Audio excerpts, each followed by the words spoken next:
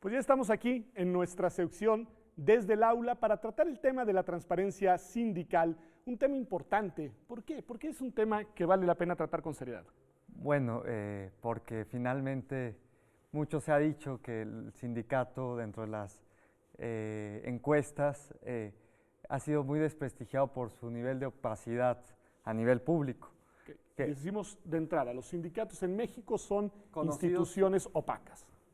Conocidos o tildados de corruptos y de opacos, pero no necesariamente esto es tan preciso, aunque el sindicalismo, para entender primero la importancia de la transparencia, habría que ver por qué sus documentos, la rendición de cuentas que tienen a sus agremiados, pero sobre todo no solo los recursos, que es el origen y destino de los recursos que reciben estos sindicatos para sus agremiados, cuando son recursos públicos, la importancia de que la sociedad conozca el uso que se les ha dado a esos recursos, como también las tomas de nota y otros...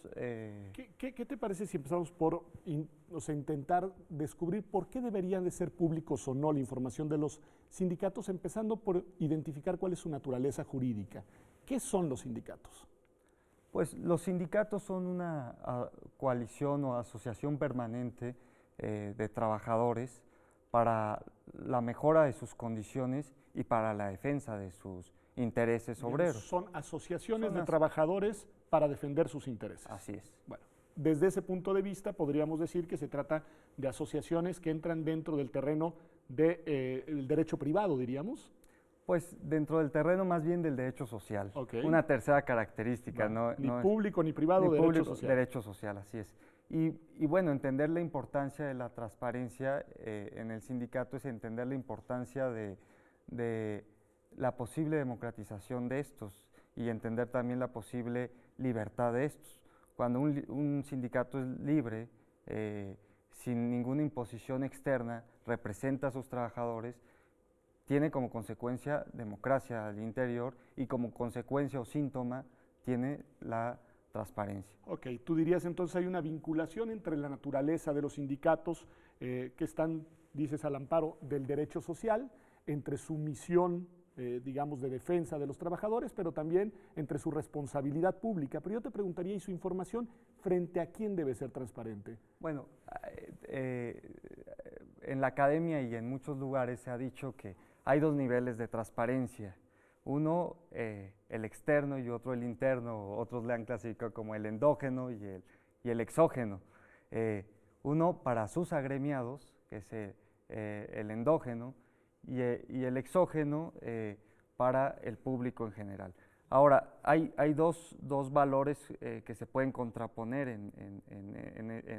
en estos dos tipos de transparencia. Uno tiene que ver con la libertad sindical, la autonomía que deben tener los sindicatos para rendir cuentas y que nadie más les imponga una agenda, que nadie intervenga, así es, no haya una injerencia a su vida interna. Y el segundo es que la democracia a nivel nacional exige que las cuestiones, por ejemplo, el uso de los recursos sean de interés. Es interesante porque en realidad me ayudas a reconstruir un fresco de muchas tensiones, es decir, no son instituciones propiamente de derecho público, son instituciones que genuinamente surgen para defender los derechos de los trabajadores.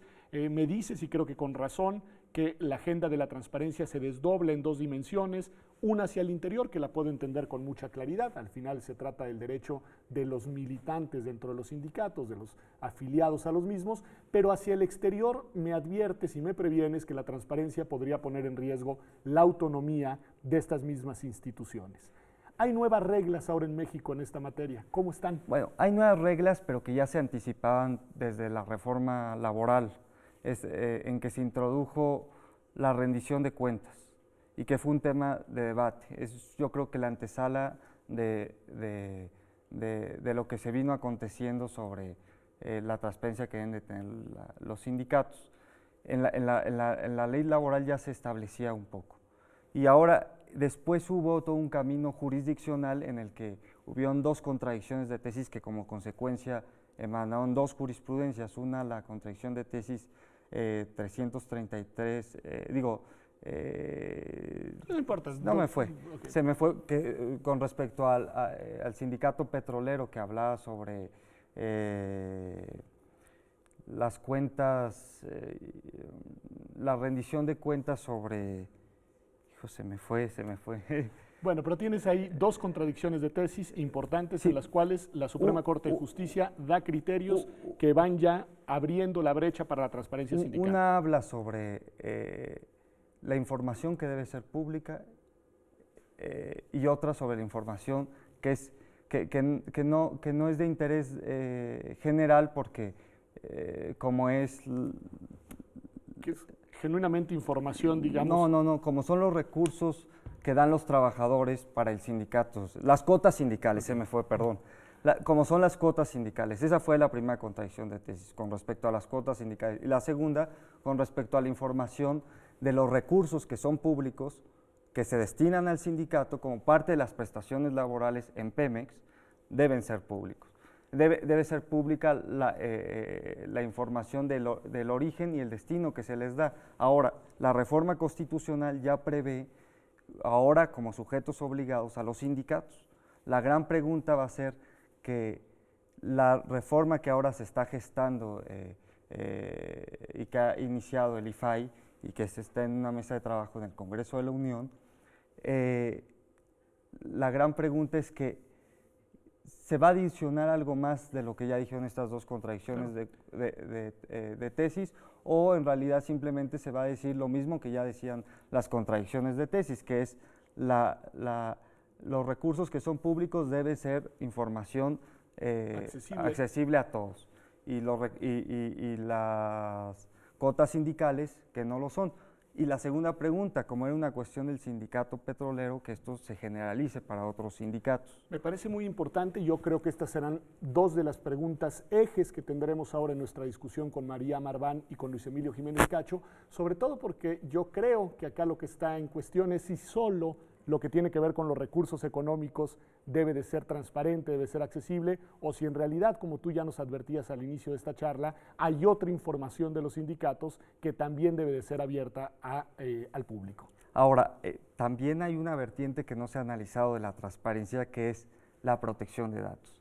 Muchas veces, por ejemplo, las listas negras que están prohibidas por la ley, pero que son un hecho en nuestra realidad, es un mal uso de la información de los trabajadores que demandan, de los trabajadores que se portan mal dentro a los ojos de los patrones, y estas listas negras es un mal uso de su información personal. Pues también tiene esa vertiente. Pues nos dejas buen material para la discusión. Muchas gracias por haber estado aquí en este espacio en Observatorio en Desde el Aula, un espacio que es para ustedes y un espacio en el que espero que te podamos ver pronto de vuelta por acá. Estamos aquí en Observatorio, ya volvemos.